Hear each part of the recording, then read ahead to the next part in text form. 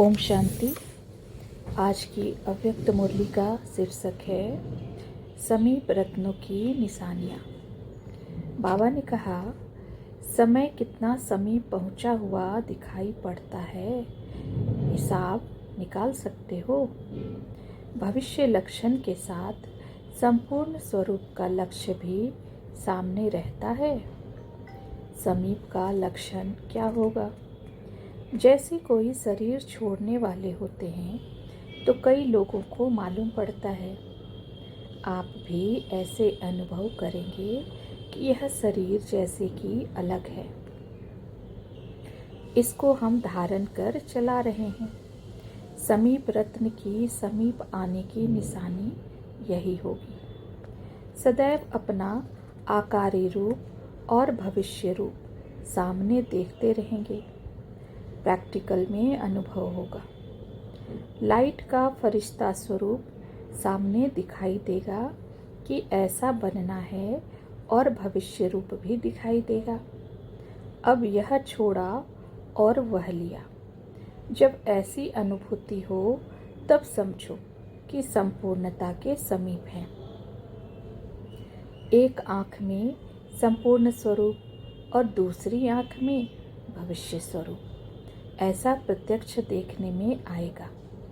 जैसे अपना यह स्वरूप प्रत्यक्ष अनुभव होता है, बैठे बैठे ऐसे अनुभव करेंगे जैसे कि यहाँ नहीं लेकिन उस संपूर्ण स्वरूप में बैठे हैं। यह पुरुषार्थी शरीर एकदम मर्ज हो जाएगा।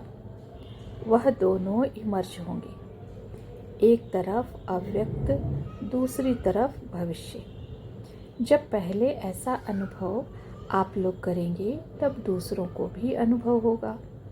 जैसे एक वस्त्र छोड़कर दूसरा लिया जाता है, वैसे ही अनुभव करेंगे।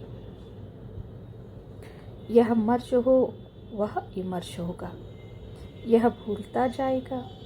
इस अवस्था में विल पावर भी होती है।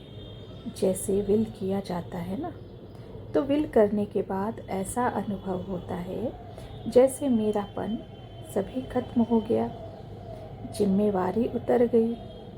विल पावर भी आती है और यह भी अनुभव होता है जैसे सभी कुछ विल कर चुके। संकल्प सहित सब विल हो जाए। शरीर का भान छोड़ना और संकल्प तब बिल्कुल विल करना, यह है माइट।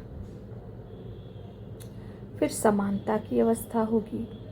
समानता व संपूर्णता बात एक ही है। अभी यह चार्ट रखना है। वह चार्ट तो कॉमन है। यह 5 तत्वों का शरीर होते हुए भी लाइट स्वरूप अनुभव करेंगे। सुनाया था ना कि लाइट शब्द के अर्थ में भी अंतर होता है।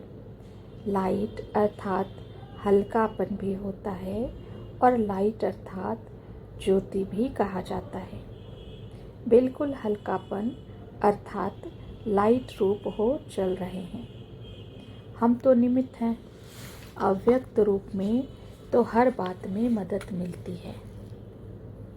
अच्छा, अब पार्टियों से मुलाकात में बाबा कहते हैं, सभी का पुरुषार्थ ठीक चल रहा है। किस नंबर का लक्ष्य रखा है?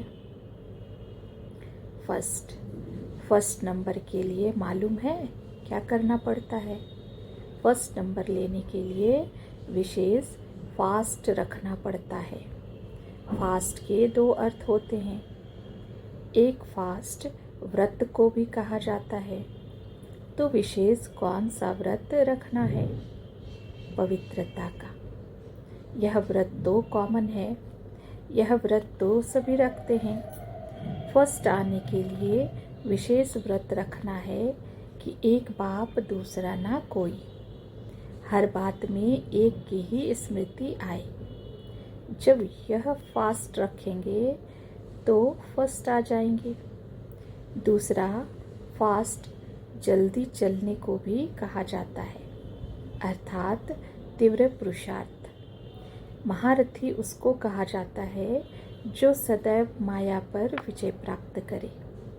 माया को सदा के लिए विदाई दे दो। विघ्नों को हटाने की पूरी नॉलेज है। सर्वशक्तिवान के बच्चे मास्टर सर्वशक्तिवान हो, तो नॉलेज के आधार पर विघ्न हटाकर सदैव मगन अवस्था रहे। अगर विघ्न हटते नहीं हैं तो जरूर शक्ति प्राप्त करने में कमी है। नॉलेज ली है लेकिन उसको समाया नहीं है। नॉलेज को समाना अर्थात स्वरूप बनना। जब समझ से कर्म होगा तो उसका फल सफलता अवश्य निकलेगी। दूसरा, तीव्र पुरुषार्थी के क्या लक्षण होते हैं? समझाया था ना कि फरमान वरदार किसको कहा जाता है? जिसका संकल्प भी बिगर फरमान के नहीं चलता। ऐसे फरमान वरदार को ही तीव्र पुरुषार्थी कहा जाता है। सर्वशक्तिवान बाप के बच्चे जो शक्तिवान हैं, उन्हों के आगे माया भी दूर से ही सलाम कर विदाई ले लेती है। वल्लभाचारी लोग अपने शिष्यों को छूने भी नहीं देते हैं। अछूत अगर छू लेता है तो स्नान किया जाता है। यहाँ भी ज्ञान स्नान कर ऐसी शक्ति धारण करो जो अछूत नज़दीक न आए। माया भी क्या है? अछूत।